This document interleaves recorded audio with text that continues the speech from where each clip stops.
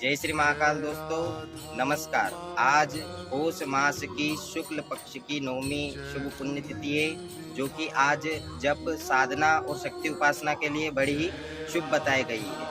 आज के दिन क्योंकि चंद्रमा जो कि आज मीन राशि में रहेंगे, इसके होने के कारण, चंद्रमा होने के कारण आज के दिन आपको जप, ध्यान, पूजन, पाठ, दान करने का बड़ा ही शुभ फल बताया गया है शास्त्र में।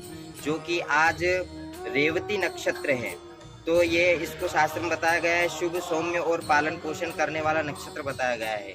तो आज के दिन आप जो भी ध्यान, पूजन, दान करोगे, ये आपको बड़ा ही शुभ फल प्रदान करेंगे।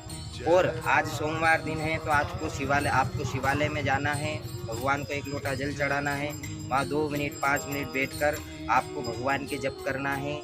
और आज के दिन जितना भी आप ध्यान पूजन करोगे, आपको बड़ा ही शुभ फल उसका मिलेगा। जय श्री महाकाल।